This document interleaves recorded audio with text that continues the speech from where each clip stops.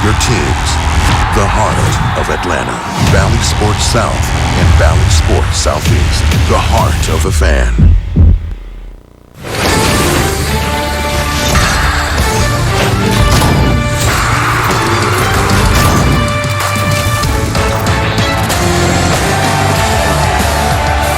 It may be a rainy night in Georgia, but boy, the Braves loved every minute of it. Another game, another shutout. As we welcome you to Braves Live postseason edition presented by Xfinity. The Braves have taken a 2-1 lead in this World Series. They shut out the Astros in Game 3. Your final, Atlanta 2, Houston nothing. Great crowd tonight in Atlanta. Great crowd with us at the Battery as we welcome you to our Plaza stage set. Chip Carey, Peter Moylan, Brian Jordan. Rainy night, but it's tears of joy for the Atlanta Braves. They're 2 wins away from a World Series win. I'm still in a little bit of shock, I'll be honest with you, but the way this game was going, it was cold, it was rainy, it was miserable, but I don't care right now. I will sit out here for the next 12 hours and just lap this up. Great start by Ian Anderson, picked up by the bullpen. Austin Riley with a big hit. Darno with a homer. Unbelievable night. You know, it was question marks against Ian coming into this ball game. But when I tell you, he went out there, attacked the strike zone. He really kept the hitters off balance all night long. Yeah. They took him out at the 5. He probably could have went 6 or 7 innings. But, man, the bullpen did a brilliant job coming in against some tough hitters late in that ball game. Kudos. The fans are electric here tonight. And let's face it, there was a lot of wonder whether this game was even going to start with the horrible weather around Atlanta and an iffy forecast in the early hours of the day tomorrow. For Ian Anderson, this was a lovely spring day. The upstate New York kid pitched a brilliant ball game for Atlanta when the Braves needed it most. And those are our 4 keys. The start by Ian Anderson, knowing, Peter, we've got 2 bullpen games coming up. This was exactly what we needed. Got in a little bit of trouble early on with the 2 walks, but was able to pitch around it. We were talking about it up in the conference room that Ian was really, really good and made pitches when he absolutely had to. That's how you get through these games like that, and that's what makes you a big league pitcher. All he's done in his postseason career is absolutely shove whenever you give him the baseball. I have every faith that Ian Anderson's going to be a future superstar, a future ace of this team for a long, long time. And it wasn't just Ian Anderson. The bullpen came in and did a great job. H.A. Minter comes in, and, man, he has been on fire in this World Series. Attacking the strike zone. A nasty slider there to Altuve. That is a huge out against Alvarez. The slider really kept him off balance. And Luke, we talk about the confidence that he has right now. Yep. He's not afraid to throw that curveball. Great defense, great play there by Raleigh and Madsick. He's been incredible all series long, attacking the strike zone. And, man, gave up a hit early. The hit. Only hit. Well, no, they had 2 hits, but that was a clutch play there after giving up that hit. Big out of Brantley. Brantley's been a hot hitter for the Astros, and, man, we shut him down. And Peter. Will Smith, my man, Will Smith. There's been questions about him all year, but again, the guy has delivered in the biggest games of the year this year, and what more can you ask for from your closer than to close out the biggest games of your life and our career? So Ian Anderson, perfect in the postseason for his young major league career. He gets the win tonight. And to your point, Brian Jordan, think about the magnitude of the statement you just made. The Houston Astros, one of the best, if not the best offense in the major leagues, did not have a hit through 7 innings in this game tonight. Think about that. Well, I said coming into this ball game, I had an interview early today. I said the most important game is always that first game at home. You have to win that ball game. And Ian Anderson was the right man in the right place. That changeup was amazing. Yeah. And I said in that interview today, I said, if he gets that changeup going early with those hitters who are used to hitting fastballs and in the strike zone, they're going to be out in front. they're going to roll over some balls, and that's exactly what happened tonight. Ian did a great job keeping them off balance. And what a contrast between what they saw last night, or well, the night before with Max Fried, trying to come in and in and in. And when Max had the success was when he was going away with that two-seamer later in the game. He had those 1, 2, 3 innings. Maybe they learned a little bit from that. Maybe Ian attacked them that way. Props to Travis d'Arnaud. Travis, we've talked about you. We've talked about your ability behind the plate. You have stepped up in the offense category this World Series, just like you did last year's playoffs. Amazing kudos to you. Bad thumb, whatever you've done, man. You are saving this team. I love it. I told you that first home run in Houston was going to get d'Arnaud going, and that's exactly what happened. He's hitting with confidence. He's not afraid to swing for the home run. That was probably the biggest hit of the series so far, getting that second run and taking the pressure off of Will Smith. 2 extra base hits for Travis d'Arnaud, and of course the great job behind the plate working with the Braves starter Ian Anderson and the rest of the Braves bullpensmen. So let's hear from the Braves hitting hero Travis d'Arnaud. He's standing by on the field with Kelly Kroll. Kelly?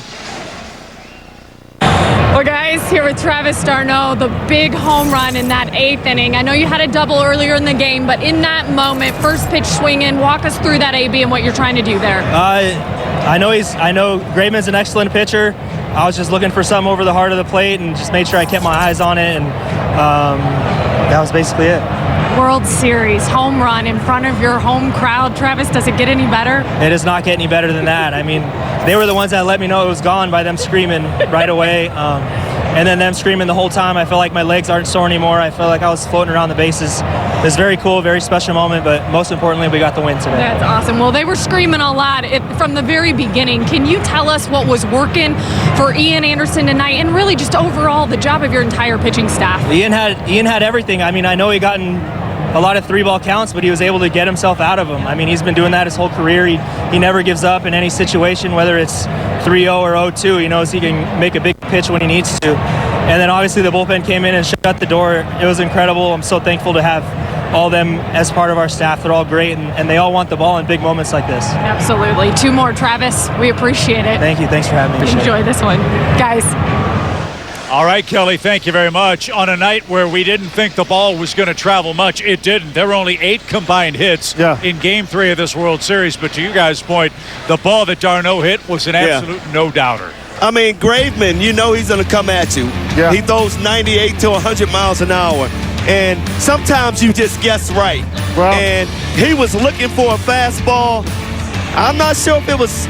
He was looking straight over the middle, but man, did he make an aggressive home run swing. And he went, yeah. You gotta love it.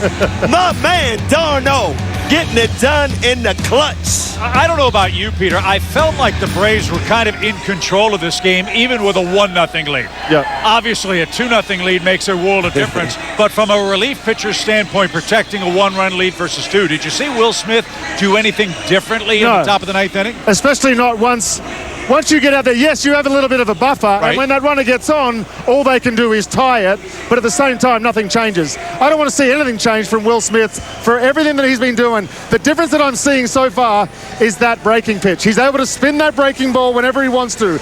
Max Fried does it too. When he's able to dump that curveball in whenever he wants to for a strike, you steal a strike, it makes the slider down and in more effective, and he's throwing more fastballs. All around, he's turned his season around in the last 6 weeks, and it's massive for this team. Well, Will Smith was terrific at the end. Ian Anderson was brilliant at the start. 5 innings of shutout ball. Hugely important, knowing the Braves have 2 bullpen games coming up in games 4 and 5. So let's hear from the young man from the great state of New York, Ian Anderson, tonight's winning pitcher, standing by with Kelly. Well, guys, Ian Anderson, no-hitter through 5. What was working for you out there? How good did you feel? And be honest, did you try it all to negotiate and keep yourself out there when Snip took the ball? I did. I tried to talk my way back into it. You know, I thought I had a couple good at-bats tonight, so maybe my spot came up again. But no, I mean, you have all the trust in the guys coming in behind me. You know, AJ's been great, Tyler's been great, Luke, and Will to top it off. So you got to trust those guys. that's kind of been the MO of late, and those guys get it done. Well, for you, though, could you have imagined, I know a lot of 3-ball counts, but what got you through those moments, and how were you able to do what you did? Yeah, I felt like we didn't give in. I think that was a big part. You're facing a good lineup like this, a powerful lineup. If you give in any count, they can do some damage. So I felt like we were kind of living on the edge. That was a little bit of a game plan, and we made quality pitches when we had to.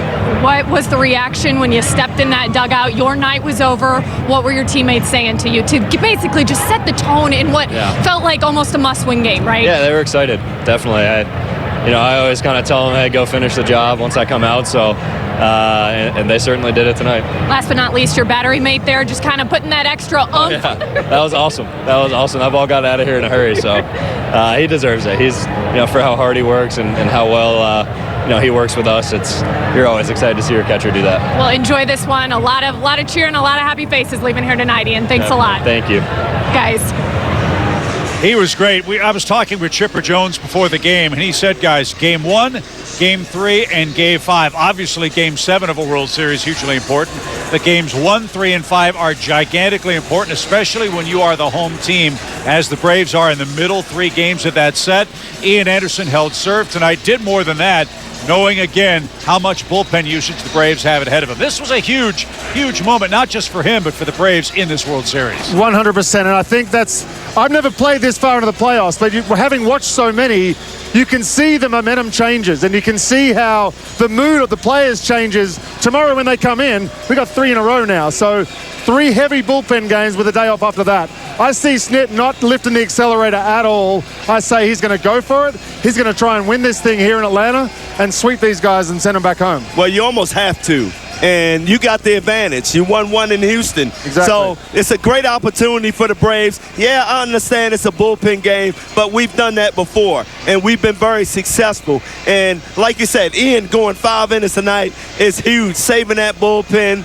And everybody, all hands on deck moving forward. I think we have a tremendous chance tomorrow night winning that ball game. And now that puts so much pressure on the Houston hitters come Sunday, and that advantage goes to Atlanta. You heard how difficult it is for hitters when they're seeing a different pitcher every at bat. So as much as we are throwing a bullpen arm. We are throwing bullpen arms, well, I understand that. But that doesn't mean we're at a disadvantage. They're throwing a bullpen game as well. So we'd have 2 in a row. So we can either deploy the A squad if we're ahead, or we can go with the B squad if we're behind and save it up for the next game. We have the advantage being up 2-1, and we have a chance to get these next 2 seriously. And that was the point that Chipper Jones was making to me before the game. There have been 60 World Series tied at a game apiece. The winner of Game 3 wins the World Series 65% of the time. So, you like your chances. It's not quite high enough, but it'll do. It's better than the other way, that's for sure. 2 runs was enough for Atlanta in Game 3. They take a 2-1 lead in the 2021 World Series. Back with more from the Battery as the Braves enjoy a victory at home tonight.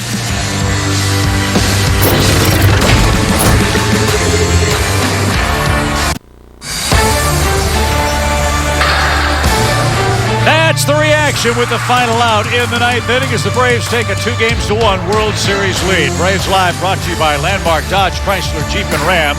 By Xfinity XFi. Experience a powerful and secure Wi-Fi connection for all of your devices. And by Georgia Natural Gas. Go green and save some too with GNG.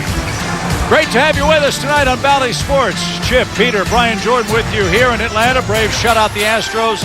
2-0 the final score. How anybody got any hits or scored any runs on a miserable offensive night like tonight is something I'm sure we'll talk about. Yeah. But tonight, guys, that first run, so hugely important in a must-win game, and it starts, Peter, as it so often does, lead-off walk. It does, and I wrote down here that the 3rd inning is probably going to be looked as a bit of a missed opportunity given what we had on the base paths. But I've also talked about this year how this team seems to be built different, and they don't let small things affect them, like check swings when they get called out. Exactly the same thing happened in the 1st inning. They recovered, he gets back on, lead-off walk to Rosario, and we are rolling.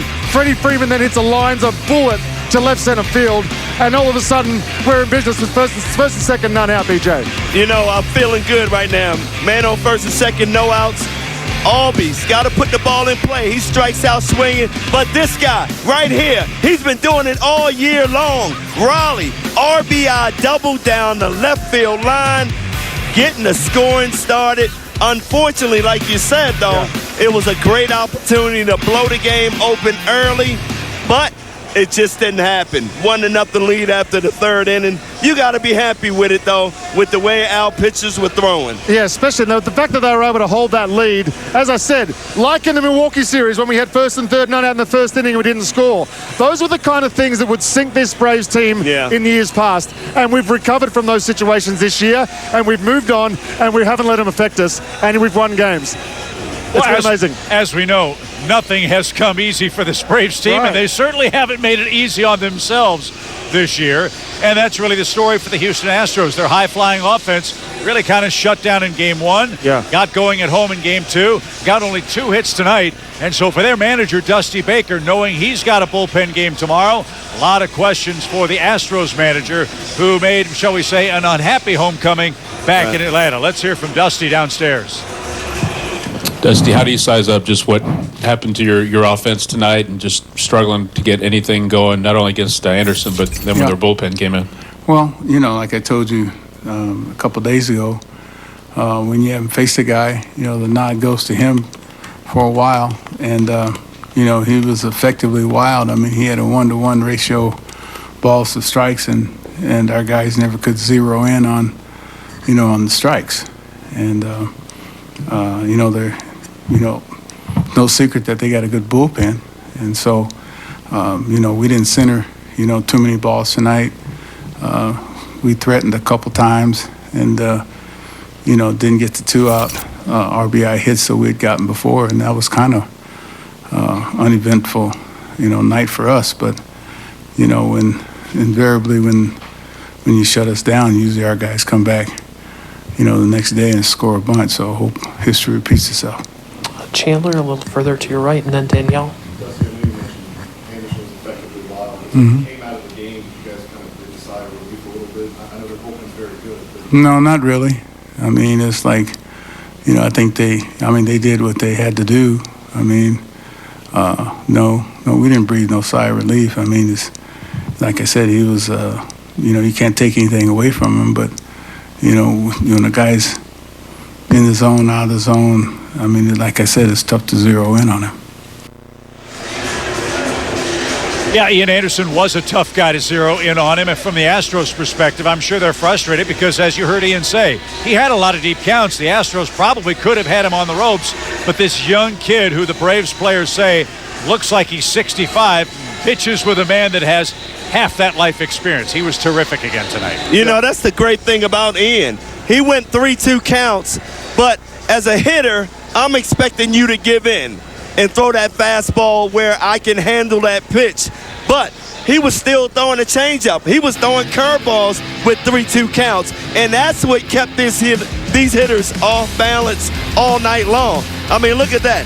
Changeup, he just swings, easy ground ball, double play in that first inning, which was huge. Yeah. And here, 1-2 count, he attacks.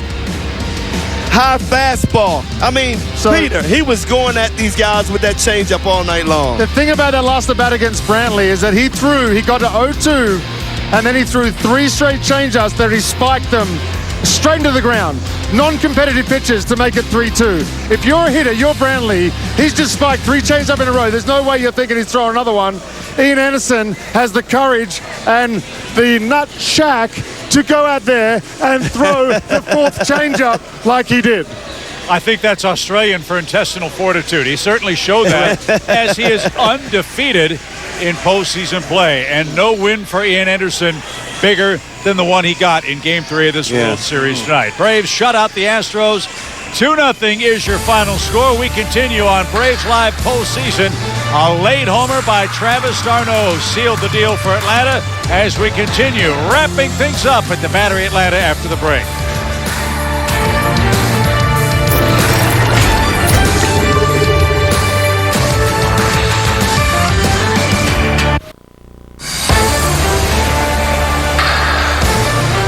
Braves Live is brought to you by your local Ford dealer. By Cook's Pest Control, you don't have to live with pests. And by Visit Mississippi, wanderers are welcome. Everybody's welcome at the Battery, at least for the next 2 nights. Braves have a chance to wrap up the World Series with 2 more wins here at home. They took a gigantic step forward tonight, winning Game 3 in a 2-0 shutout behind Ian Anderson's 5 no-hit innings as the starting pitcher for Atlanta tonight. Great game. Chip Carey, Peter Moylan, Brian Jordan, Kelly Kroll, Nick Green are on the field here at Truist. We'll hear from them in just a moment. Guys, let's get to the highlights. This, as we said, a very important first game at home in the World Series for the Braves in 22 years. Spectacular tribute to Henry Aaron to get things started. What a way for Ian Anderson to go to work at home tonight. Well, it all started in that 3rd inning. Garcia got himself into some trouble, man, on 1st and 2nd. And all of a sudden, Ozzie Albies strikes out. And who comes up?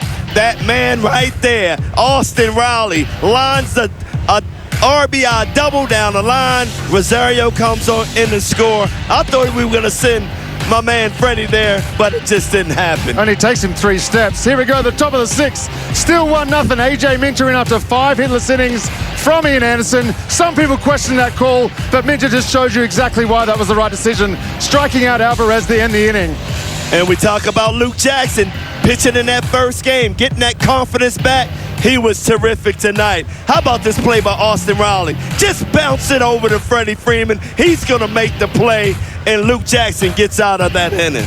And then we move on to my favorite inning so far this postseason, the top of the 8th, where Tyler Matzik comes in, no-hitter still intact, and he gets Diaz to pop the ball up.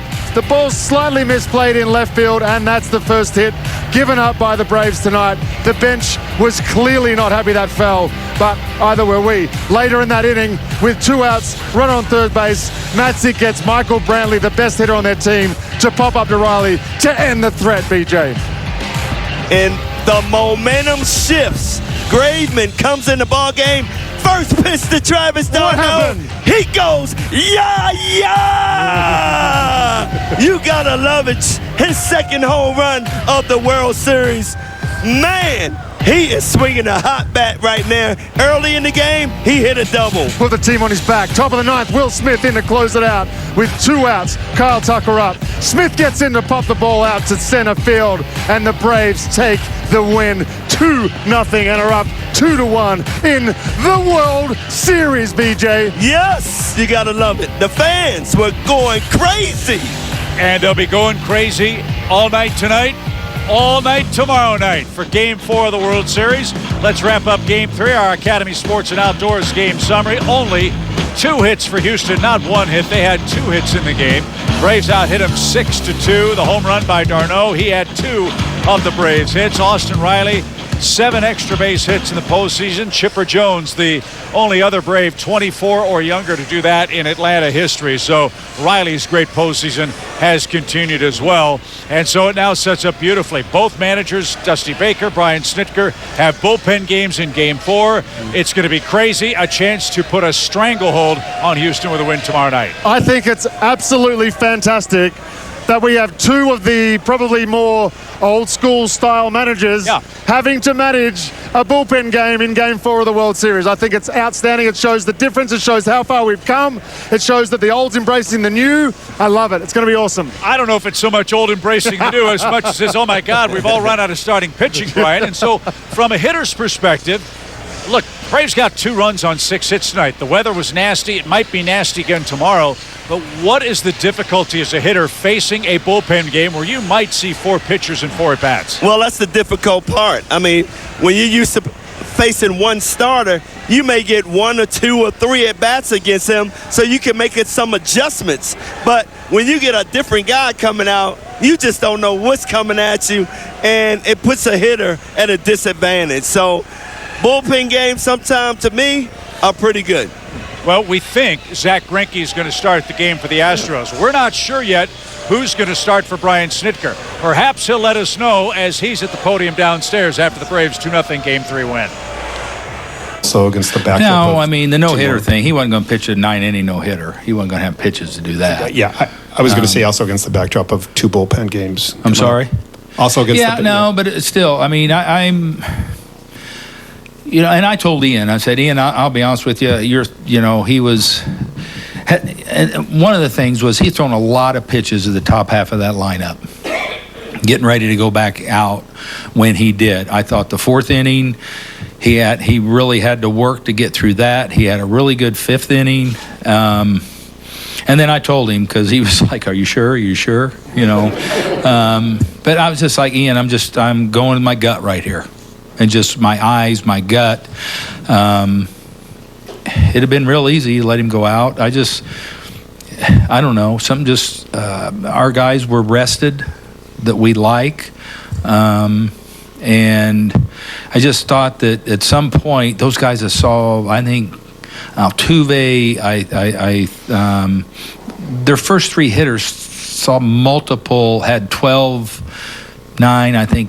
pitches that they saw off him, and I was like, he's getting out of trouble and he's making pitches, and you look up there, and even he was making pitches when he had to, and that's what I said earlier today. The kid never stops pitching. He never stops trying to make pitches, and I don't know. I mean, it could have backfired, I guess, but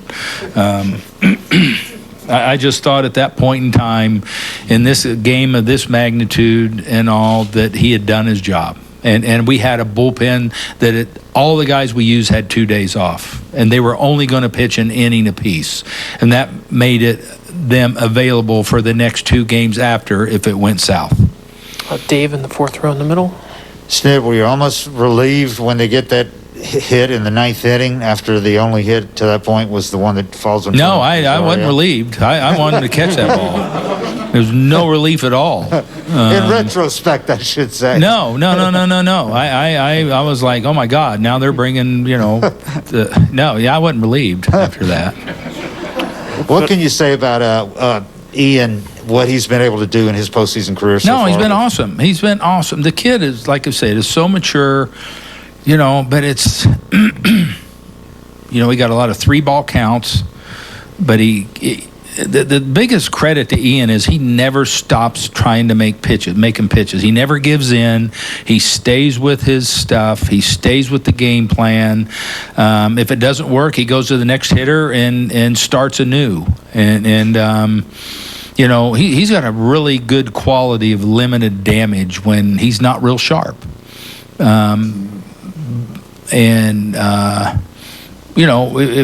I don't know. I mean, it's just like we had all our guys gassed up today, and I kind of liked how it's set up after. And I think too in the postseason, I mean, we hadn't scored any runs either, so he's one mistake away from a really good outing going awry, honestly, which against this lineup is really easy to happen. So I just kind of felt that he got us to a really good point in the game. Mark in the second row on your right. Snit, when you go through this game, do you have to just forget about the fact there's 2 bullpen games coming, just focus on this one? Yeah, no, I was all about winning the day, and we'll deal with tomorrow. And it is. We're going to have to use a lot of the other guys, and that's just, hopefully we score more runs. Do you have a pitcher for tomorrow? Well, we're still talking. It's going to be an opener, and we're not sure right now. We're still, as things get rushed through, talking about who that's going to be. But we'll have one here shortly. We'll go to the fifth row in the middle. Snit, now that you've experienced it, what was your first World Series experience like at Truist Park, and how special was it? No, it was awesome. It was awesome. It was everything I thought it'd be. The fans were unbelievable. I'm sure outside in the Battery, everything was just crazy. No, it was really cool. Really cool. I thought, before I thought we did I got to hug Billy, and.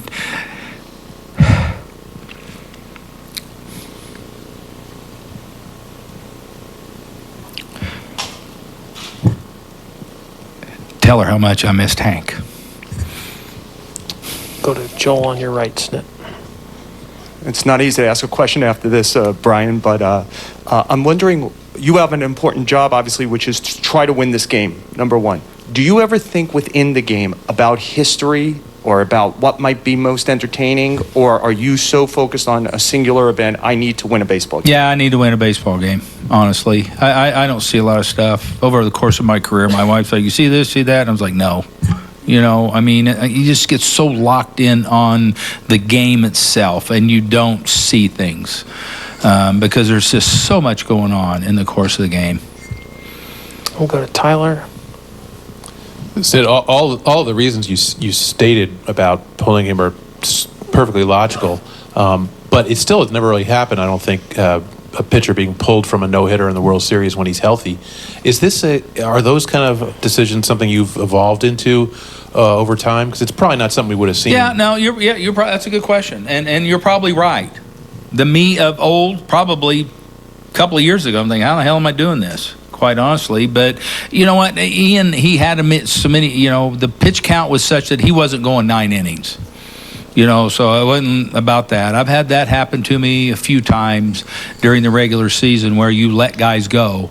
But he wasn't going to throw a no-hitter himself. It might have been it was going to be a combined no-hitter if he did it, but he probably only had one more inning in him after we took him out. We'll do 2 more for Snit because a couple of his players are here. Snit, you guys have not lost a game at Truist Park this postseason. What is it about this ballpark this year in the postseason? I don't know. Way to go.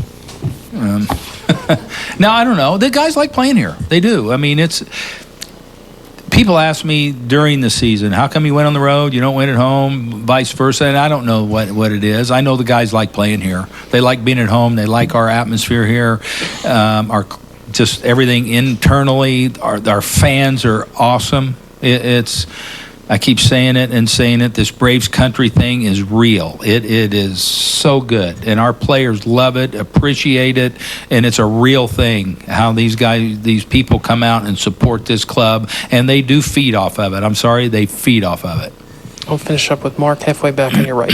Brian, what was your view on the Diaz hit? Did you think Rosario could have gotten to it? And what was the reaction in the dugout? I haven't seen it, and honestly, I'll be honest with you. I was sitting back in the dugout, which I normally don't, just because of the elements.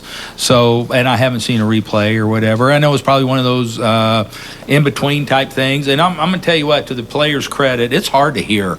It is so loud and it's hard to hear. And that's one of those plays where you practice. If you got somebody that can work the pitching machine really good to do that play when we do pop-up priorities in spring training. That's a big play that we do so we don't have wrecks and guys take command of that. But in these circumstances, anything can happen because guys can't hear each other. Was there a reaction in the dugout, or was it just, tying runs on base now? No, I mean, yeah, I reacted. I don't know. I just reacted. I mean, I wanted number one. Just I didn't care about no hitter. I just care about the tied run getting. But it happens. I mean, it's a tough play right there. Thanks so much. Can't see anyone. We would ask Peter for what Brian Snitker's reaction was, but we'll have to wait till after the break. He'll tell us exactly what Snit said when that ball dropped in. Luckily, it didn't matter as the Braves hold on and win 2-0 in Game 3. We'll be with you after Game 4 on Braves Live Postseason here on Valley Sports South and streaming live on the Valley Sports app. That was one great interview with Brian Snitker, and he loved Game 3. Braves win it 2-0. We'll have more from the Battery after the break.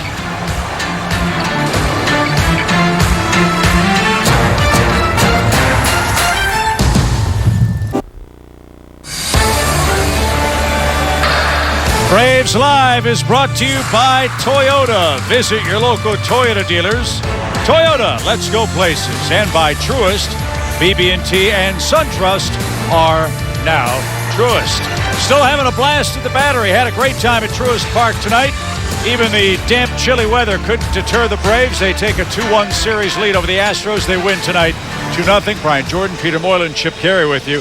Let's revisit Brian Snitker's comments. A lot to unpack there. First and foremost, the way this night started. The beautiful tribute to Henry Aaron, his son, throughout the first pitch. Henry's widow, Billy, was here, honored before the game, and you could see the raw emotion expressed by Brian Snitker, who got his start as a coach and manager thanks to Hank Aaron way back in the 70s. Yeah. Such a beautiful ceremony, beautifully done by Atlanta once again, but there wasn't a dry eye in the house when Snitker was talking about Hank and Billy there, and rightfully so. The emotions that he was able to, he does it every time he's in front of a camera, it seems like, but that's just the kind of guy he is. That's exactly why the players want to play for him. That's exactly why he has everybody in that clubhouse fighting to win these games for him. So I'll let you talk a little bit more about this, BJ. Yeah, it was very special, and you know, for Billy, this is the first World Series she's been away from Hank. And I know she had to be strong right there. I saw her before the ball game, and she feels it. But she feels the energy of Hank Aaron looking down on the Braves right now as they play some great baseball. So I think it's not just for Snicker. I think we're going to win it for Hank, too. So I feel good about this World Series. Yeah, it's so apropos that the Braves get a long home run with Hank Aaron watching from above in Game 3 of this series. Second thing let's talk about. A lot of national attention over the fact that Ian Anderson was pulled out of the game after 5 innings with no hits.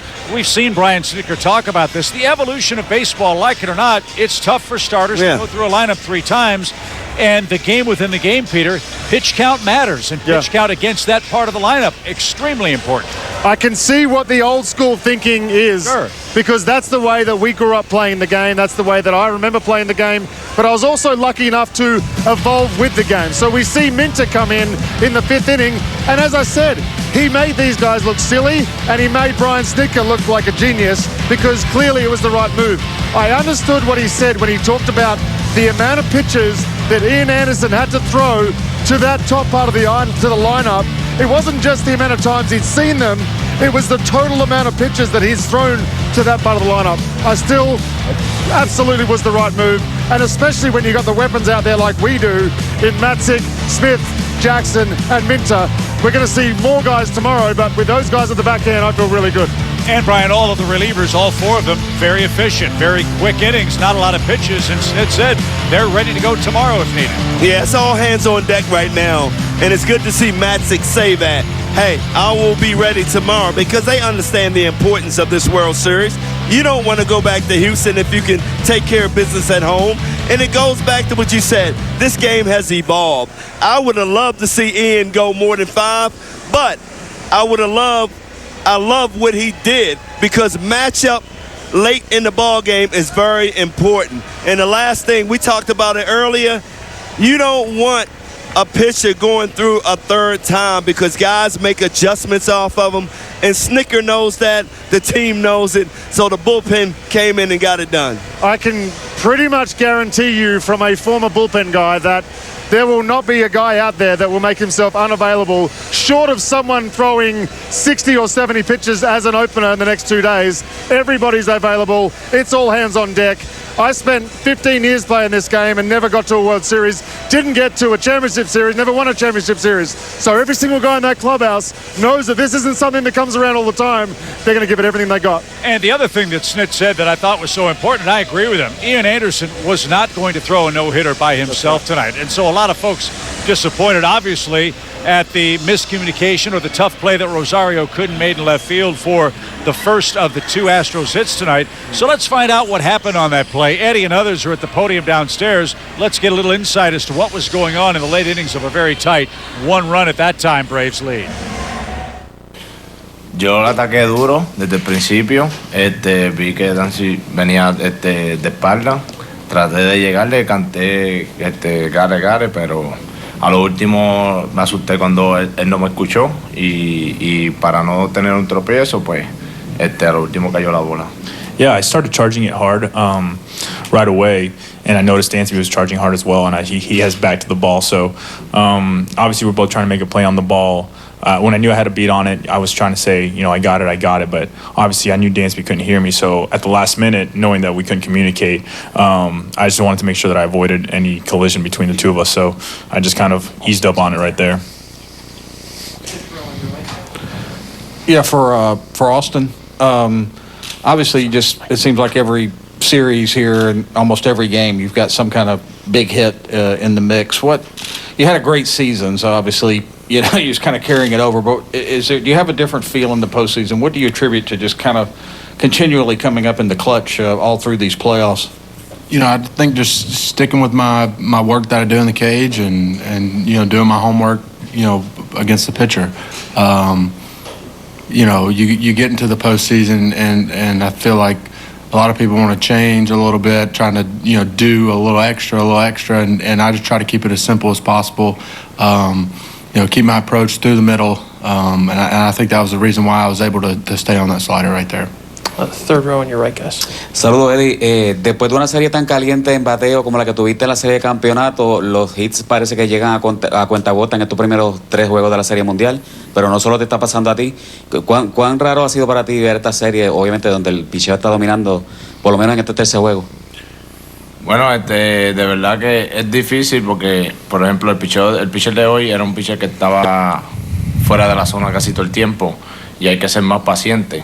Por ejemplo, los Dodgers siempre siempre su primer picheo casi siempre es strike, pues tú podías ser más agresivo. Aquí he tratado de ser más paciente y nada, ellos han hecho buen trabajo, nosotros también y cosas del juego. In response to, obviously Eddie had a scorching series in the NLCS against the Dodgers, and the series hasn't yielded too many hits. And just to comment on what's been happening in the series so far, and take it with tonight's starter, he wasn't really in the zone for first pitch strikes very often. So I think for us and for me in particular, it was about being patient during those at bats. And if you compare that to the Dodgers, I think the Dodgers really were aggressive on those first pitches and always tried to be in the strike zone. So it allowed us to be more aggressive in turn. So I think during the series for us, or at least during this game, the mentality was to try and be more patient during those at bats. Tyler, the night shift. We have a pinch hitter here. Hey, Tyler, the night shift is going to have a lot of work these 3 nights. What have you guys talked about with that? Nothing's changed for us. We're going to go out there and be aggressive. That's what we try and do. Try and pound the strike zone, stay in good counts, and that's going to help us go deep in the game or be able to go 2 innings, 3 innings, 4 innings, whatever we need to do. So, yeah, it's just be aggressive. And, we got a great atmosphere down there, and we're all going to do our part and go play the game tomorrow. Zach in the third row. Yeah, for both you guys, Austin and Tyler, what was it from your view watching Ian 23 throw a no-hitter through 5? He was unbelievable. Be a young kid like that going out there and doing what he's doing. He's turned into an absolute animal beast in the playoffs. And, I don't think we get to this spot without him. And he's been just unbelievable. Yeah, I think, just the moment never gets too big for him. You would never, you look at him on the mound, you wouldn't think he's 23, a rookie in the big leagues, pitching in the World Series. He's just very calm, collective. And I think that goes a long way. Jason, halfway back on your right. Tyler, can you set the scene in the bullpen when you guys realize a no-hitter is being turned over to you guys in a World Series game? Well, Luke Jackson didn't know. Minter didn't know. And then after I got done with my inning, they went up and said, "Hey, did you know you gave up the first hit?" And I said, "Yeah, I did know. I paid attention." I'm like, "Oh, we just wanted to come in and get outs." So, our job stays the same. We just go out there, get the 3 outs that you're assigned, and then get off the field and let the next guy come in and do his job. So that's what we're just focused on doing that, and it worked out. I'm sure you can remember a time when this would never have happened, right? A no-hitter, especially in a game like this, would never have been put in the hands of a bullpen. How much added weight is placed on you guys when this happens? The no-hitter is cool and all, but what it comes down to is we want to win the game. You know what I mean? That's what it's all about. And Snit trusted the bullpen to come in and do our job. I think Ian probably would say the same thing. I'm sure he would have loved to have gone out there and tried for a no-hitter, but I think he'd take the win any day of the week over a no-hitter because he's not a selfish guy. He wants to go out there. He wants to win. He wants to win this World Series, and if it gives us the best chance to do that, that's what the team's going to do. Dave in the fourth row. Either a couple of you guys, how good does it feel, or how does it feel to have won the first World Series game here since '99 and get the first win by a Braves team here in more than a quarter of a century in a World Series game and take a 2-1 lead? Just how are you feeling in general? No, it's cool for sure. I think more importantly for the fans, I think they've been through a lot. They've stuck by our sides when we weren't going so great. So it's really cool. That atmosphere was unbelievable. Even with the conditions, with the weather, they still brought it. You could feel them. yeah, it was great. We still, still some unfinished business. So hopefully, I know they'll bring it tomorrow and get back after it. Steve in the second row, then Mark. Tyler Alston, I wanted to ask you, before the game, this tribute salute to Hank Aaron. I know you did not live in his heyday, obviously, but did it move you at all? Your manager was quite moved by it. What did it mean to you to see this man saluted and what he's meant here? Yeah, I mean, I'm just so glad that we were able to, as an organization, make it to the World Series. I think that the All-Star game being taken away from us, it was going to be a celebration of his life. I think that us players in that clubhouse kind of felt like we needed to do something so that, his life could be celebrated in some way on the biggest stage. And so, it's a little extra motivation just to go out there and show what, the Braves are all about. And he was what the Braves were all about. Yeah, no, I agree. Being able to meet him in person and spend a little time with him and shake his hand, it was, it was one of those moments that gives you, chill bumps, just because, like I said, he's done so much for this game, even outside of baseball. I mean, he's moved a lot of people. So it was, that was pretty special to sit there and watch that. We'll do 3 more for these guys, Mark. Austin, Luke said that Ian is a 65-year-old soul. How old was he when you first met him there in Strugs or Double A or wherever that was? He's remained the same.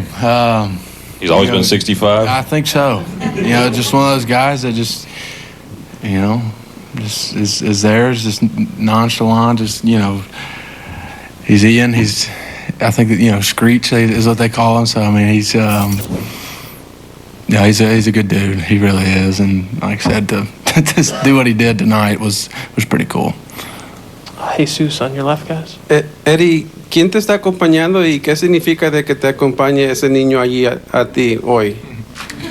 My little boy, Lucas. It's my special boy. I love him. I'm doing everything for him. ¿Cuántos años tiene? He's 6 years old.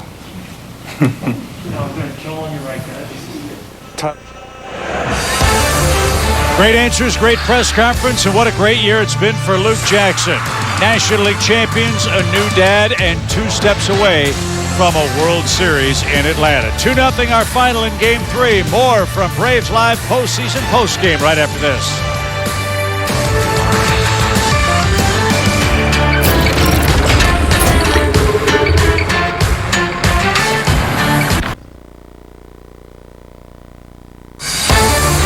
Braves win it 2-0. They take a 2-1 series lead in the 2021 World Series.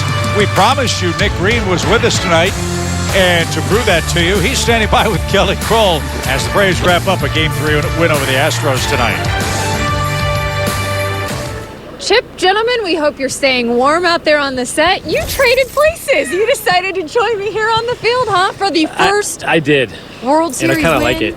In Atlanta since 1995.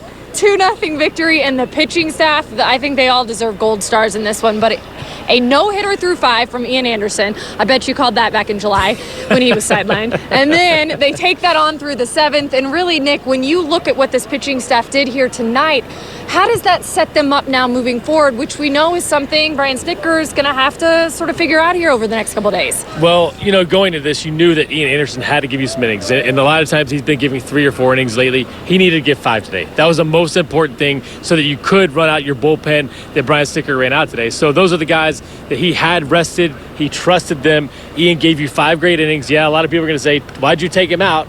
Because he had a no-hitter going. But I think it was the right move. It worked out well. You've got to win Game 1 of this series at home. So just the pitching staff was incredible today, especially knowing how good this offense is for Houston. Big win for the Braves. Yeah, and I like what Dusty Baker had to say after this one, guys, saying, it's not what his team and the Astros didn't do. It's what the Braves did tonight, and that was pitch extremely well. This has been a really fun series up to this point. 2 great teams. It's exactly what you want to see here in the World Series. And now, though, Nick, with what you just said, moving forward, Brian Snitker has said there will be an opener for Game 4. I had to do the math in my head. This is right. Tomorrow's going to be Saturday.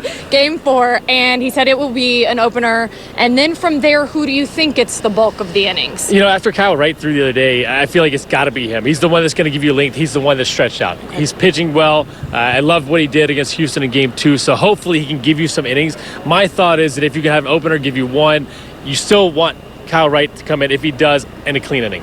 So hopefully that one inning gets you through the first, then Kyle Wright could possibly give you 4. If he gives you 4, the bullpen still can pitch again tomorrow, the same guys that Snicker ran out today. So I think it's just important that one of those guys give you length. I think that guy's going to be Kyle Wright. I talked to him today, and I felt like he was in a really good place mentally. That's what I wanted The to confidence was definitely there, so I feel like that's going to be the right guy. Yeah, you did talk to him in that entire interview at Braves on Bally, and that's what you took away, just the confidence, right? I thought it was pretty cool that he said Freddie Freeman came to him in the dugout, kind of gave him a fist bump and was like, you just struck out the side in the World Series. And he looked at us and he's like, it means something to you when Freddie Freeman does that. You know what else means something? Is when this crowd gets into it like they did here tonight in Game 3. It was incredible, and exactly what Travis d'Arnaud said to me, it was electric, and was there any reason to think it won't be for the next 2 nights? Well, that's what I was going to say. Yeah, There's no way. I mean, everybody's excited. They're excited the Braves in the World Series. It's been a long time, but this is fun. This team's fun. They're beating the odds, and everybody knows that. So the fans are all into this thing. They're going to be into every single pitch. When you go back to Game 6 against the Dodgers in LCS, the crowd helped win that game. As a player, you're motivated when you hear the crowd being involved in every single pitch. That's what this crowd was all about today, and I expect that the next 2 games as well. It's going to be a lot of fun, and gentlemen, we're going to wrap this up, send it back to you, and do this whole thing again tomorrow night. Can't wait, Kelly, as the Braves have a chance to take a 3-1 series lead over the Astros. Let's talk about what Nick said a moment ago. You heard Brian Snicker say there will be an opener. Don't know who that'll be. They're probably talking about that right now. But the 3 strikeouts by Kyle Wright, certainly very encouraging. Yeah. And all of a sudden, the Braves were thinking, well, what are our options after we lost Charlie Morton, who, by the way, had successful surgery today. And Charlie, we really miss you. But the Braves do have an option. Yes. Kyle Wright could be a very valuable option for him tomorrow. He really impressed me with that outing that he had the other day. I know it was only an inning, but that's all it takes. You can take it and make an adjustment on the stage like the World Series. You're not doing it in a bullpen. There's a big difference. You can go in a bullpen and feel great and then go in a game and all the demons come back. He did this in a World Series, so I'm full of confidence that he can do this again as an opener, maybe for the next 2 days. I'm not sure if he's gone back-to-back at the alternate site, but that could be an option. The other guys would be rested as well, so there's plenty of options out there. Yeah, I think Chavez will probably be the opener. It's been working for the Braves all postseason long, so why not start Chavez tomorrow as that opener? Yeah, I like Kyle Wright. He did really well in that 1 inning he pitched. He had great movement, and we hadn't seen that out of Kyle Wright the last time in that Dodgers series. So he's pitching with some confidence, but try to stick with what's working. Chavez as your opener. We have so many rested pitches down in that bullpen. So I'm excited to see what happens tomorrow. One thing we know for sure, nothing is ever etched in stone with this Braves team. You know the old saying, make plans, God laughs. We don't know if it's going to be Kyle Wright or somebody else, but we'll let you know as soon as we find out what should be a thrilling Game 4 of the World Series tomorrow night. Big crowd at the Battery celebrates as the Braves won 2-0, and you can be a part of the fun next year. 2022 A-list memberships are on sale now. The future is brighter than ever, and we hope you'll be a part of it. We also hope you'll be a part of our final segment on Braves Live Postseason. We continue from Atlanta, 2-0. The Braves beat the Astros tonight.